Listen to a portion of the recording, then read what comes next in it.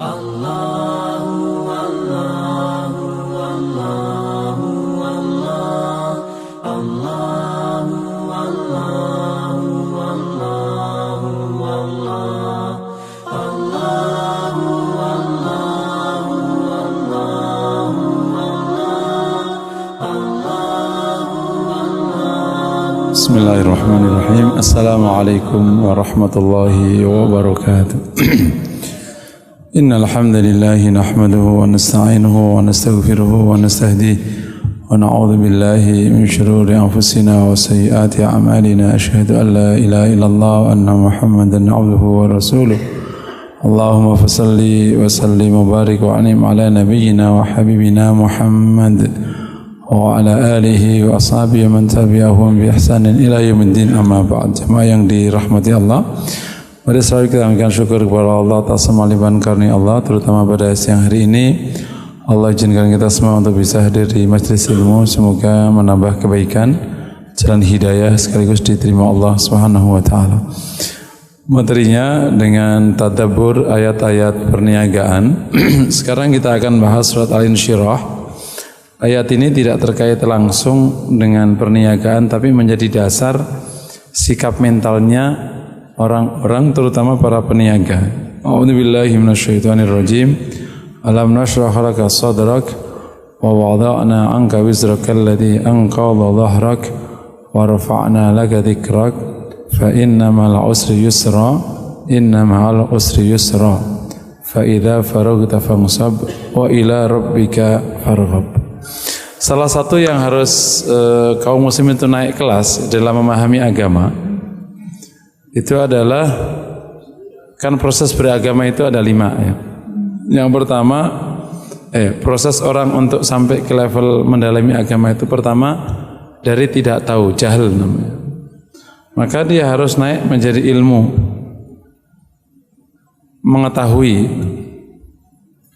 Nah, dari mengetahui itu harus, istilah kalau dalam konteks itu, ilmu itu levelnya di otak, di pikiran.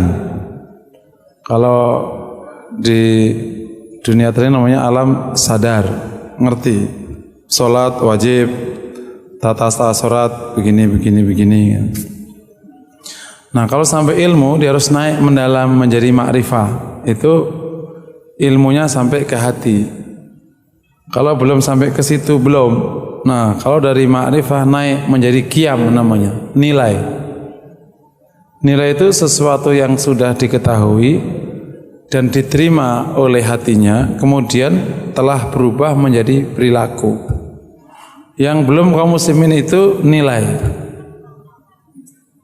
Kalau hari ini kita bersyukur majelis taklim itu syiar, tapi levelnya masih ilmu. Meskipun kata ilmu ini debatable, ini kan istilah-istilah di dunia pendidikan. Ya, ilmu juga termasuk amal, tapi ini istilah yang sudah berkembang di dunia pendidikan. Makanya kita dapati misalnya orang yang bohong itu bukan berarti tidak tahu bohong itu dosa. Paham ya? Bohong dosa itu ilmu, tapi tidak bohong itu nilai namanya.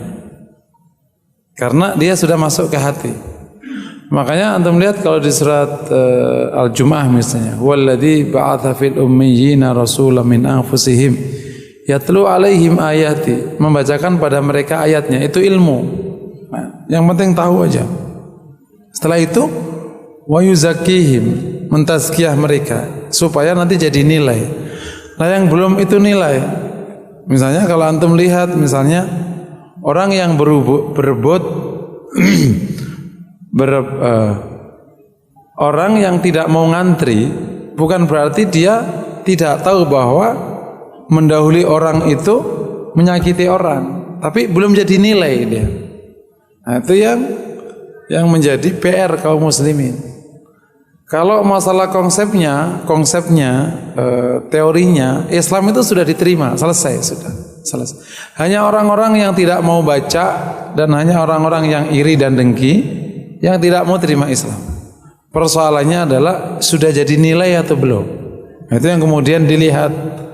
Kenapa misalnya perusahaan-perusahaan muslim tidak selalu lebih baik daripada perusahaan non muslim? Karena belum jadi nilai. Dia baru jadi pengetahuan. Nah, nanti setelah jadi qimah nilai lebih jauh lagi, akhirnya menjadi budaya. Budaya itu jadi sebuah nilai yang telah diabsorb, diambil sama sebagian besar masyarakat. Saya berikan contoh namanya budaya. Kalau antum pernah datang ke masyarakat Jawa yang santri, saya juga baru kaget. Ada namanya haramnya ikhtilat, ya. Haramnya bercampur laki perempuan, betul ya? Kan kalau di kota supaya pernikahan tidak bercampur, kan dikasih sekat yang sangat keras, kasih sekat, kasih panitia. Di masyarakat Jawa yang santri nggak begitu sudah. Jadi sudah menjadi nilai turun temurun bahwa seorang pengantin, kalau kita pernikahan ya, pengantin dan pengusung laki yang datang ke rumah perempuan, otomatis dia hanya sampai ke rumah depan, nggak pernah masuk ke dalam, karena depan itu isinya laki-laki. Perempuan di mana? Perempuan lewat pintu samping dan adanya di ruang tengah.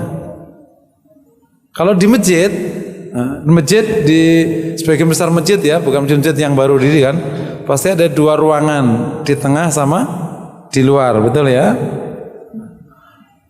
Kalau ada pernikahan yang pakai masjid, maka yang laki masuk ke dalam, perempuan otomatis di luar pojok sebelah kiri, otomatis, nggak usah diperintah. Tidak ada wanita satupun yang berani masuk ke dalam, karena itu ruang laki-laki. Dan tidak satupun laki-laki yang ngumpul di perempuan. Itu namanya sudah jadi budaya, nggak usah diperintah. Perempuannya di mana? Ya nggak disandingkan. Otomatis kalau pernikahannya di rumah, wanitanya di kamar. Kalau pernikahannya di masjid, wanitanya di rumah. Nggak disandingkan. Kenapa? Kan belum istrinya. Nah, setelah nanti nikah, baru nanti diiring. Yang laki dibawa oleh pengantarnya, ketemu perempuan di ruang tengah. Itu namanya sebuah nilai haramnya ikhtilat telah menjadi budaya, paham ya? Nah, kita yang harus kita perjuangkan bukan sekedar sholat wajib, tapi telah menjadi budaya orang sholat. Automatically. Nah, itu kalau sudah sampai level budaya, itu nggak bisa digugat. Bahkan peraturan itu kalah sama budaya. Peraturan itu kalah sama budaya. Misalnya nih kan, dengan izin Allah nih sudah ada budaya namanya soft ke depan kan, di masjid ini sudah ada soft ke depan, tidak centang perenang kemana-mana. Terus tiba ada peraturan, tolong bapak-bapak kalau sholat ke belakang dulu, jangan ke depan. Pasti dilarang, pasti akan dilawan. Orang akan ke depan karena telah jadi budaya. Berarti ya, nah sama yang akan kita bahas hari ini. Alam nashrah laka sadrak. Saya akan fokus ke ayat terakhir karena ayat ini sebenarnya ayat terkait dengan dakwah. Cuman ini adalah menjadi modal dasar bagi orang yang terutama menghadapi hidup secara umum, terutama para pengusaha atau pedagang yang memang desain hidupnya penuh dinamika. Bukankah kata Allah, alam nashrah laka sadrak, bukankah kami telah lapangkan untukmu dadamu, wada'na anka wizrak, kami letakkan padamu dosamu. Warafa'na wizrak, terus alladzi anqadha dhahrak, yang memberatkan punggungmu. Ini enggak usah ditafsir ya, ini panjang. Warafa'na laka dzikrak, dan kami tinggikan sebutanmu, atau kalau diterjemahkan sekarang ya namamu.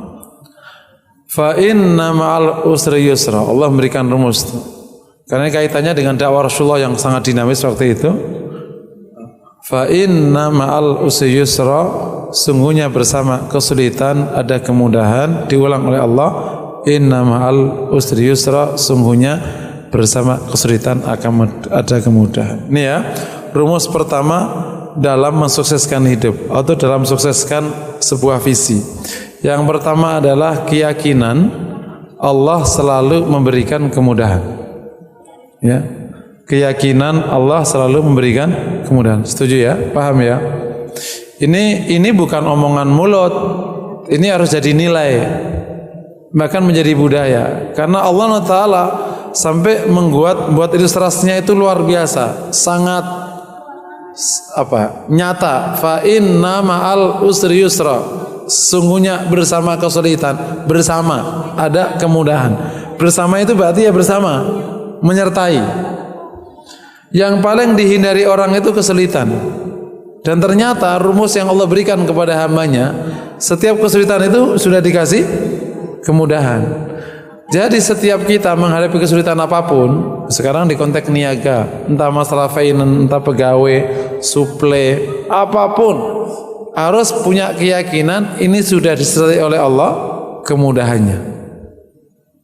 Keyakinan yang kokoh ini membuat orang tidak berhenti.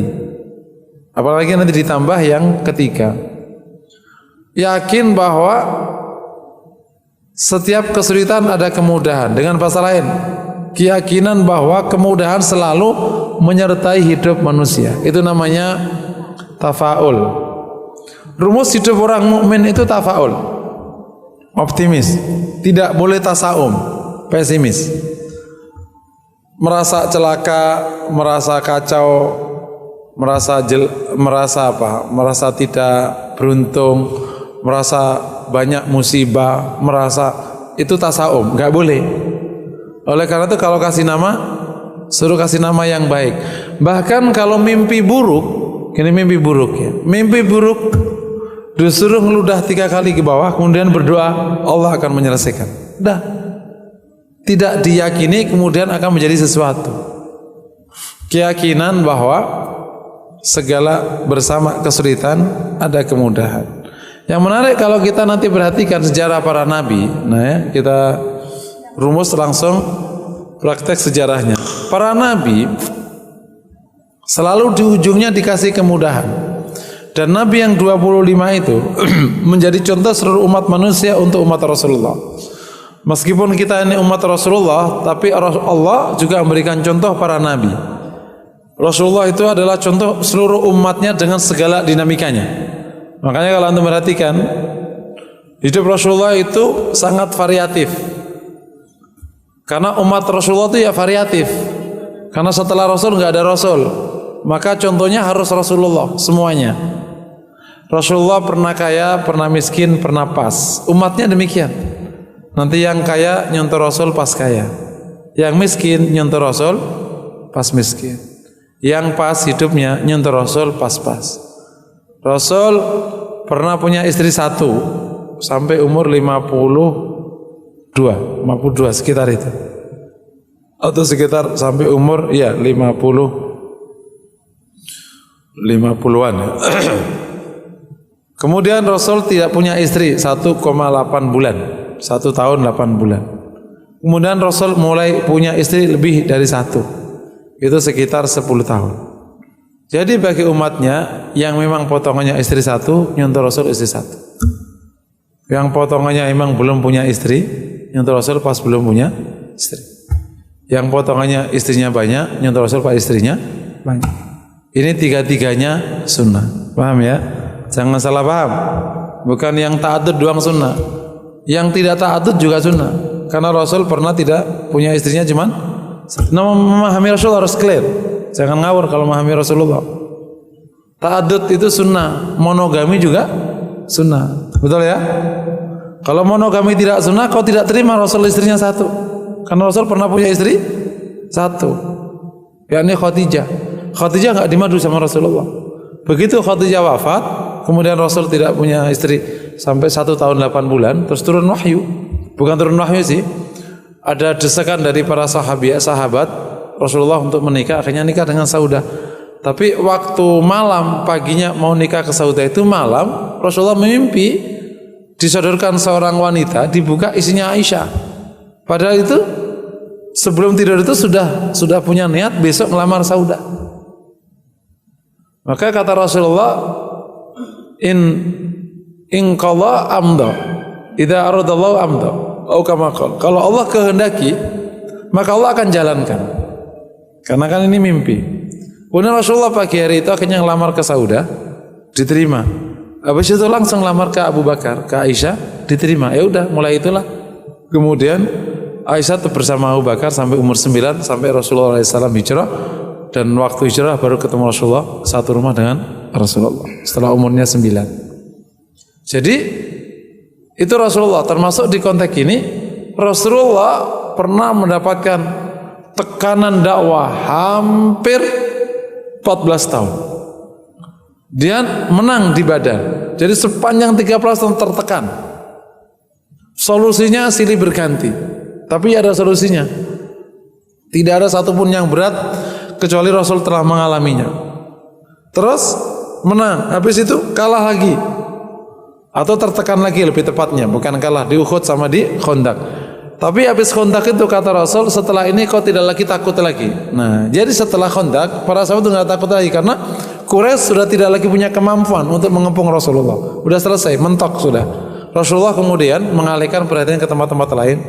Rasulullah akhirnya mendapatkan Fathu Makkah setelah 20 tahun lebih. Fathu Makkah tahun ke-8. 8 ditambah 13 berarti 21. Setelah itu Rasulullah memimpin. Jadi yang pernah mengalami kesulitan ikuti Rasul pas sulit. Gimana sikap Rasul pas tertekan itu? Pas dinamis menang kalah ikuti Rasul pas menang kalah. Pas menang jaya ikuti Rasul pas jaya. Rasul pernah menjadi pegawai atau lebih tepatnya mitra dagang. Terus pernah menjadi investor. Ikuti kalau pas akhir orang lagi kerja. Ikuti juga Rasul pas menjadi investor. Jadi hidup Rasul itu warna-warni persis menjadi contoh untuk umatnya yang sangat warna-warni. Salah satu hikmahnya, apalagi kalau dinaikkan ke atas, sama nikisnya, kembali ke ayat kita, bahwa Allah SWT telah menyiapkan umat manusia itu hidupnya selalu dua pilihan, selalu. Tidak ada orang yang dikasih jaya sepanjang masa, tidak ada orang yang dikasih sulit sepanjang masa, nggak ada. Karena demikianlah hidup Rasulullah. Biasanya hidup umatnya itu ngikuti hidup Rasulnya. Umatnya itu biasanya hidupnya ngikuti hidup Rasulnya.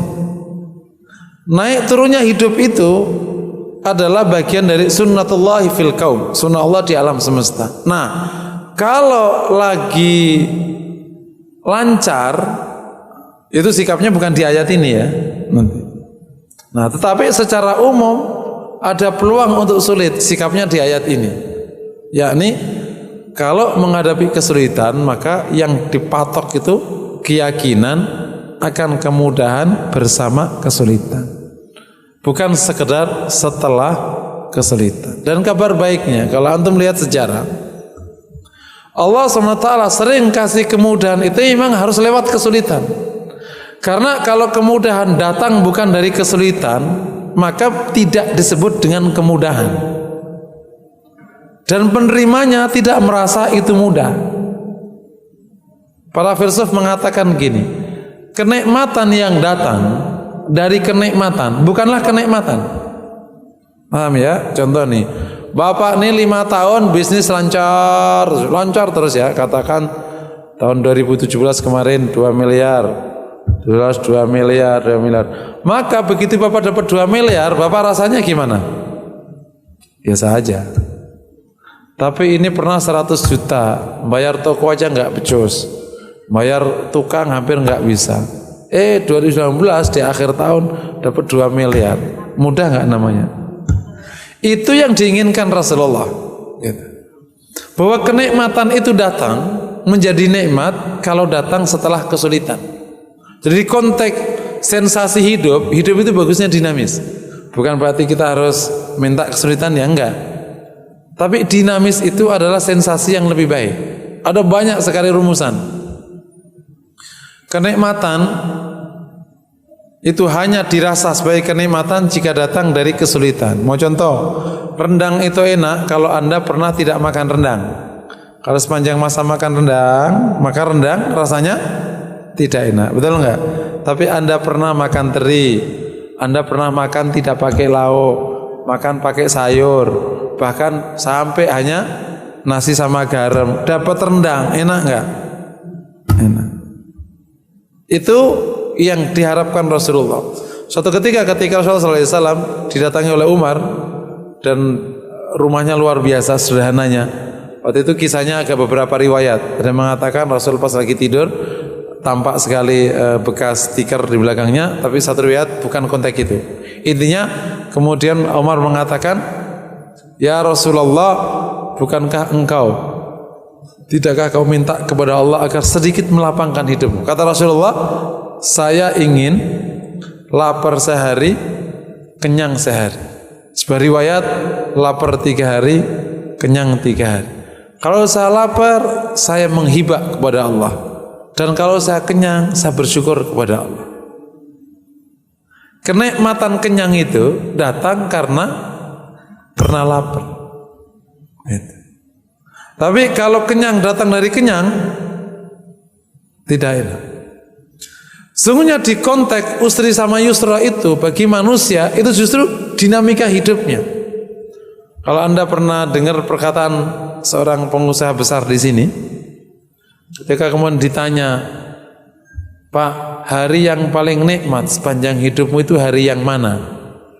Apakah sekarang yang perusahaannya sudah kemana-mana, kan? Sandal jepitnya aja harganya mahal. Justru pengusaha ini bilang, yang paling nikmat ketika aku bersama istriku dulu, masih belum punya apa-apa, dan kalau makan ke warteg saja itu merupakan kenikmatan. Karena uangnya pas-pasan. Dan makannya pasti setelah lapar. Karena nggak mungkin makan sebelum lapar, karena duitnya pas. Jadi di konteks ini kesulitan bagi mukmin itu ada 2 kabar baik.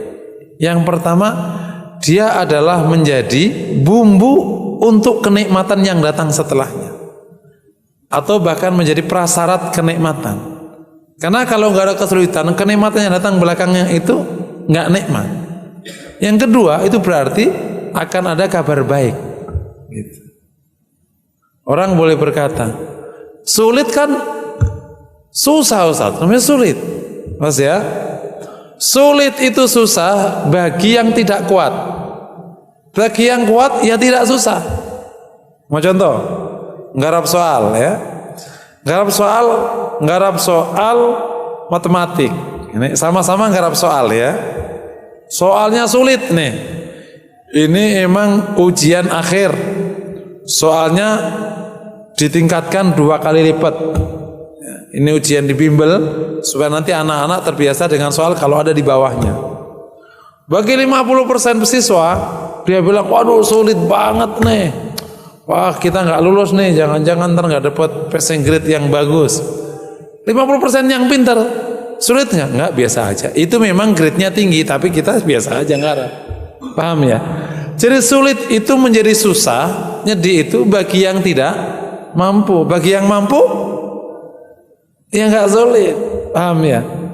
Ombak, bagi orang yang tidak bisa berselancar, itu petaka, dia tenggelam. Bagi yang bisa berselancar, itu kenikmatan. Paham ya? Oke. Jadi user, kesulitan itu bisa tidak menjadi user, atau lebih tepatnya sikapnya bisa nyaman kalau di hati ada namanya kesabaran. Saya suka memberikan ilustrasi, jembatan itu roboh bukan karena beratnya beban yang lewat.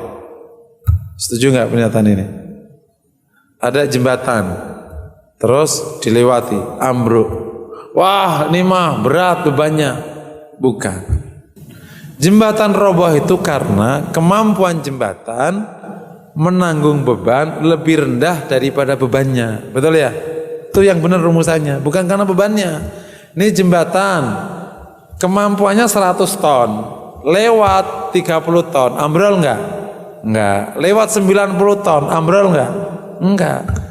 Jembatan kemampuannya 2 ton, lewat 3 ton, ambrol enggak? Ambrol. Lah, tadi 20 ton enggak ambrol, kok ini 3 ton ambrol? Bukan karena 3 atau 20 tonnya, tapi karena kemampuan jembatan menanggung. Hati mukmin itu kayak jembatan.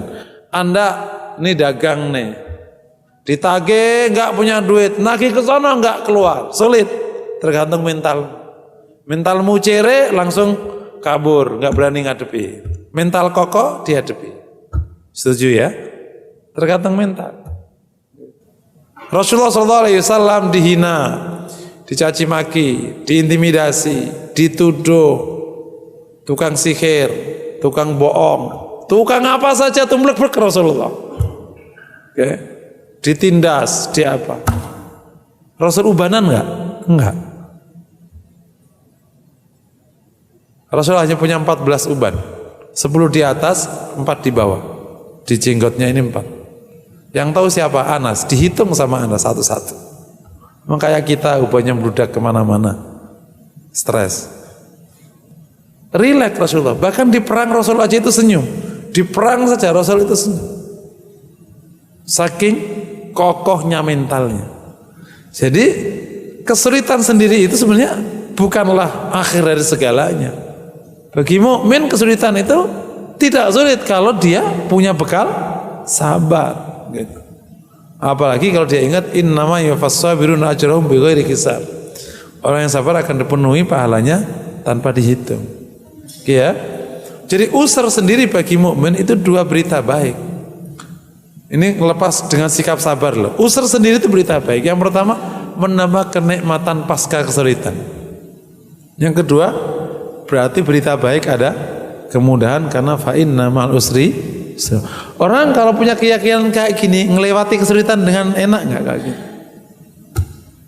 Orang sukses rumusnya bukan orang yang bisa mencapai tujuan, tapi orang yang bisa melewati kesulitan.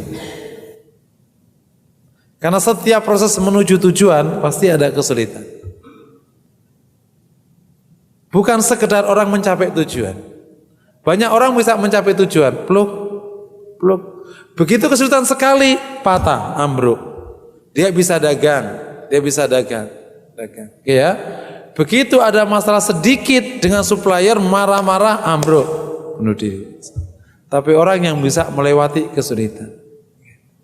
Semua petarung itu uji cobanya melewati kesulitan atau tidak. Dan kita umat Rasulullah diberikan contoh konkret. Gitu. Itu salah satu hikmah Rasul kenapa sih hidupnya nggak dicetak kayak Nabi Sulaiman. Lah kalau Rasulullah kan Nabi Sulaiman, kita nyontohnya gimana? Enak dari kecil. Makanya Nabi Sulaiman bukan ulul azm. Nyontohnya gimana? Nyontohnya kalau dari kecil udah jadi raja, nah yang nggak jadi raja kayak kita, nyontohnya gimana? Kita bilang ya Rasulullah, enaklah kau jadi raja. Bisa lah kita nggak jadi raja. Rasulullah dikasih hidup itu karena umatnya dinamis begitu. Jadi sampai sekarang itu tidak mungkin ada umatnya punya alasan untuk tidak taat pada Allah. Karena seluruh dinamika hidup telah Rasul contohkan.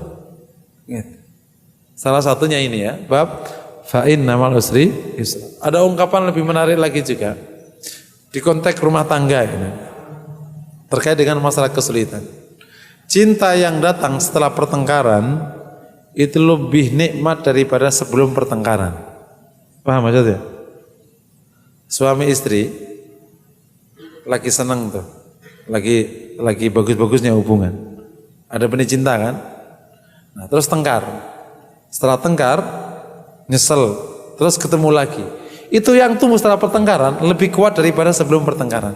Makanya rumah tangga yang baik itu ada pertengkarannya. Loh iya, emang begitu rumusnya.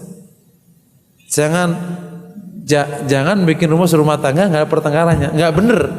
Karena bukan rumah tangga, itu acting di film itu. Apa dalilnya? Rumah tangga Rasulullah. Ada pertengkarannya nggak? Ada. Kok pertengkaran sih? Ada konfliknya. Konflik ya, lebih tepatnya konflik, bukan pertengkaran. Konflik. Jangan merumuskan rumah tangga nggak ada konflik, bukan rumah tangga. Itu namanya acting. Cuman konfliknya terselesaikan. Kalau nggak selesai ya jadi perkara. Paham kira-kira? Tapi para peneliti di rumah tangga yang baik harus ada konflik, tapi nggak besar. Konfliknya kecil, kayak bumbu. Konflik yang kecil ini menguatkan hubungan ikatan. Makanya ketika istri-istri Rasulullah habis minta perhiasan seperti biasanya para raja, habis itu luar biasa nyeselnya dan tidak lagi mengulang lagi perbuatan itu. Kembali ya, Jadi rumus pertama menghadapi situasi hidup termasuk dinamikanya, dan ini lebih banyak dialami para pedagang. Jadi ada dua hidup yang dinamis. Ya. Yang pertama pedagang, kedua para politisi. Politisi lebih dinamis lagi, nggak ada patokannya. Maka dia harus kokoh sekali mentalnya. Kalau pedagang butuh 7 jantung, politisi harus, kalau pedagang butuh 3 jantung, kalau politisi harus butuh 7 jantung. Ambruk satu pasang lagi, ambruk satu pasang lagi, pas lagi menang. Rumus pertama, yakin kemudahan menyertai kesulitan. Ya, ini bukan omongan, harus di hati yang paling dalam. Setiap kita menerima kesulitan apapun bentuknya kesulitan, kita langsung tancapkan keyakinan ini pasti telah disertai kemudahannya oleh Allah. Karena la yukallifullahu nafsan illa usaha. Allah tidak akan bebankan pada manusia kecuali dia mampu menyelesaikannya. Jadi kalau Allah kasih kesulitan, soal, musibah, masalah, yakinlah kau bisa melewati.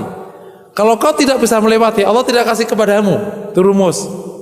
Kenapa dikasih istri cerewet? Berarti kau bisa melewati. Kalau kau tidak bisa melewati, Allah kasih istri padamu yang pendiam. Kenapa sekarang kau dikasih utang 1 miliar? Allah tahu kau bisa melewati. Gimana caranya? Kumaha engke akan bisa kau lewati.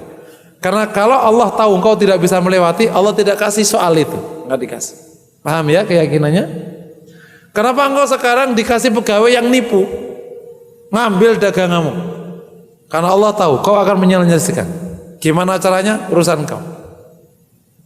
Nah, secara empirik, secara data empirik ilmiah, kenapa manusia itu bisa menyelesaikan kasus yang diterima? Ini data empiriknya. Karena rata-rata orang menggunakan otaknya itu 1%. Maksimal orang yang paling piawai menggunakan otaknya itu 5%. Itu udah paling top. Orang yang pinter di antara tengah masyarakat S3 itu 2,5%. Jadi kalau ada soal, Anda masih punya 99% otak, masih bisa dipakai. Itu empiriknya. Makanya saya suka ngasih contoh konkret. Kenapa mobil-mobil itu bisa masuk ke garasi orang saat jalannya sempit? Betul nggak? Ada nggak? Orang kan banyak yang rumahnya ini nggak punya jalan yang luas ya. Tapi orang itu punya mobil dan bisa menempatkan mobilnya, entah gimana caranya. Ada yang akhirnya bikin garasi bersama, ada yang akhirnya masuk gang kemudian diatur sama hansip. Pokoknya masuk aja. Betul nggak? Itu maksud saya contoh. Anda akan selalu punya solusi setiap Anda punya masalah. Kenapa? Karena Anda sebenarnya punya sisa kapasitas otak yang memang belum kepake. Dipakai sedikit bisa. Kenapa kok tampak tidak bisa pakai? Karena di sini nganggur. Makanya dipakai mikir, jangan didiemin tuh otak. Diasah. Cara ngasah otak salah satunya sering tilawah Quran. Itu encer otaknya. Tapi kalau sering main game, otaknya mandek. Jangan salah ya. Game itu bukan ngencerin otak, tapi mandekin otak. Otak encer itu kalau secara biologis adalah ketika sel otak bersambung dengan sel yang lain. Semakin banyak bersambung, semakin cerdas. Nah, kalau game itu bersambungnya putus, listriknya itu putus. Bukan malah pintar. Ya. Ini kembali ke rumus pertama, bahwa kemudahan selalu menyertai kesulitan. Yakin aja. Yang kedua, fa idza faraghta fansab. Kalau kau berhenti yakni dari satu pekerjaan, maka bangkitlah ke pekerjaan berikutnya. Rumus kedua, tidak boleh berhenti. Rumus kedua, terus bekerja. Kapan berhenti? Pas mati. Setuju ya? Mukmin tidak boleh pensiun. Kalau dia berhenti dari kantor X, maka pindah ke kantor Y. Kalau dia berhenti dari kantor Y, maka pindah ke kantor di rumahnya. Bekerja. Kalau urusan nafkah udah selesai karena dia pasif income, kau urusin anak istrimu. Anak istrimu selesai, kau urusi masyarakatmu. Itu namanya kerja. Memang rumusan kerja bagi ekonom, ini sedang didebat. Ini sedang didebat oleh para ekonom syariah. Kalau pakai ekonom kapitalis, kerja adalah sebuah satuan effort yang menghasilkan uang. Kalau tidak menghasilkan uang, bukan namanya kerja. Paham ya? Makanya orang yang nyapu jalan yang tidak digaji tidak bekerja. Sementara yang duduk manis dan dapat duit namanya bekerja. Ini agak aneh. Istri yang kerja siang malam jam 3 pagi sampai jam 12 malam tidak disebut bekerja.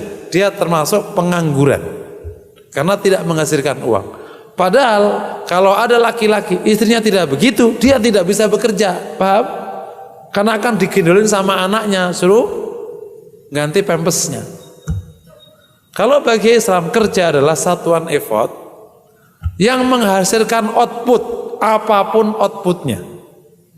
Bisa uang, bisa non uang. Seorang wanita yang mendidik anaknya siang malam tidak menghasilkan uang, tapi mendapatkan output pendidikan anaknya, kerja. Seorang nenek tua yang jagain rumah anaknya, ada outputnya, rumahnya aman. Karena kalau nggak dijagain rumahnya tidak. Kenapa kok harus hasilnya uang? Karena mereka kapitalis. Seakan-akan kalau nggak ada uang, bukan? Seorang bapak-bapak yang telah pasif income, dia nganggur, nggak boleh. Kau urus masyarakat, kan nggak berduit, itu kerja ngurus masyarakat. Gitu. Kerja ngurus cucu, kerja kan nggak dapat duit, kan nggak harus duit. Yang kau butuhkan bukan hanya uang, yang kau butuhkan itu banyak hal. Ada namanya ketenangan batin, apalagi kalau bahasa lain namanya pahala. Jadi kami ulangi lagi, faida farogta fansab. Uang salah satu output dari kerja. Ini sedang dipersoalkan. Memang meskipun nanti rumusan di ekonomi agak sulit memang. Lah kalau outputnya bukan uang, terus ngukur pengangguran, gimana ngukur pengangguran? Berapa pengangguran sekarang di sini? Itu memang nanti menjadi masalah, kan bukan tema saya sekarang, itu bab yang lain ya. Intinya, faida farogta fansab. Kau tidak boleh berhenti. Jadi mukmin itu tidak berhenti bekerja. Di antara ruang-ruang ibadah, mukmin bekerja. Idza qudiyatis shalah fantashiru fil ard wabtaghu min fadlillah. Kamu ulangi lagi. Kalau ada gunung jauhnya 2 kilo, kalau perlu 20 kilo, seorang laki-laki yang sangat lelah, kakinya sudah terseret-seret karena sakit, tapi dia tidak berhenti siang malam kecuali berjalan. Sampai nggak ke gunung? Sampai. Dan ada orang yang pelari gunung, tapi dia hanya lari 1 jam, setelah itu dia berhenti. Sampai nggak ke gunung? Nggak sampai. Itu ilustrasi tentang orang akan mencapai tujuan kalau tidak pernah berhenti bekerja. Bagi mukmin, hasil tidak selalu ditentukan oleh satu generasi. Ini harus dipahami. Amal soleh itu hasilnya tidak selalu ditentukan oleh satu generasi. Dari mana kita dapatkan ini? Rumus Rasulullah. Pada waktu Rasul mengatakan kalian akan kuasai Rom, ya, itu ngomong kapan? Perang Khandaq. Jatuhnya kapan? 7 abad. Visi seorang leader tidak harus berhasil di masanya. Kalau leader harus berhasil di masanya, dia bukan memperjuangkan visi, dia memperjuangkan dirinya, biar dirinya yang diingat. Anda bangun perusahaan, sekarang levelnya perusahaan mikro, karena penghasilannya cuma 10 juta. Mikro itu mirip menir, kecil banget, nggak apa-apa, diperjuangkan, nggak berhenti. Lama-lama kakaknya mikro naik, ya kan? UMKM, usaha mikro, kecil, menengah, panjang loh. Mikro dulu, mikro aja ini bisa 10 tahun, mau nggak kira? Udah siap malah mikro, ini udah jatuh bangun mikro ini aja, serius tuh. Habis itu naik jadi kecil itu bocah berarti ya. Namanya bocah ditendang mati, betul kan? Bocah kecil datang pengusaha besar dari luar saya dibeli saat Tanah Abang, hancur kau. Nggak apa-apa, bertahan kecil. Lama-lama menengah SMP ya. Mulailah punya 30 miliar per tahun. Menengah kan sekitar itu. Saya agak lupa angka-angkanya. Kalau nggak salah 500 juta, 500 miliar itu besar. Pokoknya ada angka-angkanya gitu ya. Ikutin aja. Apa harus berhenti di usia Bapak? Enggak harus. Berjuang aja sampai jadi perusahaan besar. Kenapa didorong? Harus. Samsung yang berawal dari usaha beras zaman itu tidak pernah ada di benak pendirinya akan jadi perusahaan telco sebesar sekarang. Jalani aja. Honda pendirinya tidak pernah bermimpi, tidak pernah tahu menjadi perusahaan sebesar sekarang. Toyota sama. Kerja aja terus. Rasul pada waktu wafat meninggalkan sahabat berapa jumlahnya? 100.000. 100.000 sahabat, kecatat satu-satu namanya diabadikan oleh Ibnu Hajar Al-Asqalani di buku Isobah fi Ma'rifatis Sahabah. Seluruh sahabat satu-satu sebut namanya. 100.000. 100.000 itu sekarang apa? Kecamatan. Betul nggak kira-kira? Di Depok kecamatan isinya 200.000. Berarti itu setengah kecamatan. Kalau kecamatan itu isinya 6 berarti itu cuma 3 kelurahan. Itu sudah 100. Itu sahabat itu dulu sahabat. Sekarang jadi berapa? 1,7 miliar. Jadi kerja terus. Ini visi besar seorang pendiri. Nah, kabar buruknya orang terkadang disebut besar kalau dia yang mencicipi hasil. Makanya doktrin agama Islam itu luar biasa. Sekiranya kau tahu besok hari kiamat dan di tanganmu itu ada benih, tanamlah. Lah kan besok kiamat itu urusan Allah, urusanmu kau kerja. Paham ya? Ngapain saya ngurusin toko? Ya wajib cari nafkah. Kau punya duit banyak, ya ngajarin anak-anak biar anak-anak belajar. Jadi nanti beda tujuan. Yang awalnya urusan nyari nafkah, karena nafkahnya udah selesai, ngajarin tapi kerja apapun namanya, ngajarin anak-anak. Aku ketemu beberapa pengusaha yang niat buka usahanya bukan nyari duit, ngasih kesempatan orang bekerja. Sedangkan ada seorang kontraktor itu, kenapa sih? Kalau sama udah cukup, sebenarnya satu toko udah cukup, tapi sekarang saya buka toko banyak, saya bangun kontraktoran banyak. Karena banyak orang kerja di saya, 1 orang di belakangnya ada 5 orang, bayangin aja. Lah kalau 20 orang, 40 orang, berarti kau menjadi sebab orang bisa bahagia, jumlahnya 200 orang, pahala enggak? Pahala.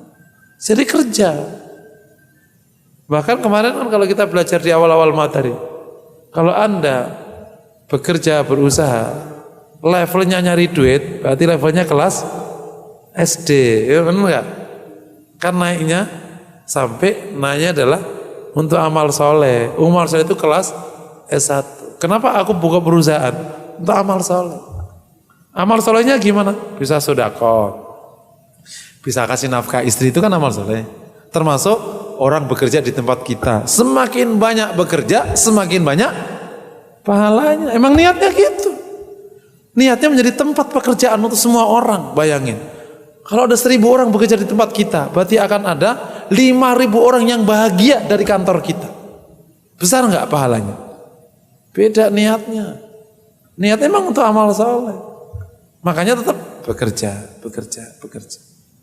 Jadi rumus kedua, tidak berhenti. Nah, yang jadi masalah, kenapa kok tidak mencapai hasil? Ya karena berhenti. Kenapa masalah kok nggak selesai? Karena berhenti. Baru sekali dicoba, gagal. Ya terus aja terus. Kapan? Sampai mati. Wa'bud rabbaka hatta ya'tiyakal yaqin. Menghambalah kepada Allah sampai datang padamu keyakinan. Jadi berhentinya mukmin bekerja, apapun bentuk pekerjaannya, kerja dakwah, kerja politik, kerja bisnis, kerja sosial, kerja apa saja, itu berhentinya adalah kematian. Selama belum mati, selama itu pula wajib bekerja. Ini harus terus endurance-nya harus tinggi. Kalau mentalnya begini, insyaallah kita bisa hasil baik. Yang terakhir, wa ila rabbika farghab. Kepada Rabbmu berharaplah. Namanya teori harapan. Selama harapan masih ada, selama itu pula kau terus bekerja. Tapi kalau harapan sudah tidak ada, kau pasti berhenti, betul? Nah, Allah nyebut berharaplah pada Allah. Dan hanya berharaplah kepada Allah. Utangmu 1 miliar, Allah bisa menyelesaikan enggak? Kalau sekedar ngurusin utangku, terlalu sedikit bagi Allah. Karena yang berikan oleh Allah kepada seluruh hambanya itu, seumpama orang pergi ke lautan, bawa jarum, dimasukkan ke jarum, ditarik, yang di dalam itulah yang Allah berikan kepada hambanya. Terlalu kecil bagi Allah menyelesaikan utangku 1 miliar. Setuju enggak? Besar enggak harapan? Apa sih berharap itu? Nanti insyaallah kita bahas. Berharap adalah selalu memperhatikan rahmat Allah, bukan memperhatikan dirinya. Kalau kita punya masalah, ngelihat kemampuan diri kita bisa pesimis. Kayaknya nggak mampu kita nih ya. Gitu. Misalnya kita punya masalah utang 200 juta. Ya lawang usaha aja cuma 20 juta. Per bulan pakai makan 10 juta. Gimana bisa nggak? Kau pasti pesimis. Lihatlah rahmat. Kalau melihat Rasul seorang diri, bisa nggak Rasul memenangkan sampai seperti yang sekarang? Lihatlah rahmat Allah. Itu namanya wa ila rabbika farghab. Berharap, yakni kepada rahmat. Kalau ingin membesarkan perusahaanmu, lihatlah rahmat. Jangan melihat diri. Kalau orang lihat diri, ada 2 kemungkinan. Kalau enggak sombong, pasti pesimis. Bisa mbak? Bisa, kenapa? Wah gampang itu, sombong. Atau bisa, wah gak mungkin lah. Gak mungkin sudah. Gak mungkin. Aku nyerah aja. Pesimis. Karena ngelihat dirinya. Seorang petarung tidak akan pernah berhenti. Dan tidak pernah pesimis. Saya ngelihat betul gitu. Orang-orang besar itu tidak selalu hidupnya mulus, tapi hidupnya dilewati dengan kekuatan. Ya kalau bukan karena contoh nggak terlalu salah meskipun di konteksnya berbeda ya. Siapa ini yang melawan apartheid? Nelson Mandela. Ketika ngelawan dijeblosin 27 tahun, habislah hidupnya. Siapa yang menyangka bahwa apartheid tumbang? Jalan aja. Mereka orang yang tidak mengenal Allah dengan baik. Sampai akhir hayat kalau nggak salah belum Islam. Meskipun dia belajar banyak dari Syekh Yusuf yang dari Makassar itu. Banyak belajar. Tapi nggak tahu kayaknya belum dapat hidayah sampai ke Islam. Wallahu a'lam. Udah jadi Islam apa enggak? Yang jelas dia belajar banyak dari Syekh Yusuf. Melihat rahmat Allah. Kalau Allah sudah kasih rahmat, maka tidak ada perkara besar. Cita-citamu tidak ada artinya. Masalahmu enggak ada artinya. 3 teori ini, keyakinan kemudahan selalu menyertai kesulitan. Kedua, tidak pernah berhenti bekerja, selalu bekerja dan tidak pernah berhenti. Yang ketiga, menyalakan api harapan, selalu menyalakan harapan. Bukan kepada yang lain, tapi kepada Allah. Harapannya besar sekali kepada Allah. Maka insya Allah engkau bisa melewati hidup dengan sangat baik. Demikian Bapak Ibu yang dirahmati Allah. Ini materi tidak selalu tidak berhubungan langsung dengan ayat perniagaan. Tapi perlu Bapak Ibu miliki dalam konteks membangun usaha. Mental ini harus dimiliki. Bukan sekedar pengetahuan, tapi harus menjadi nilai. Bahkan menjadi budaya, menjadi sebuah rumus yang dijalani hari-hari. Mukmin orang yang tidak pernah menyerah mencapai cita-cita, tapi semuanya dalam rangka mencapai ridhonya Allah Subhanahu wa taala. Demikian, assalamualaikum warahmatullahi wabarakatuh.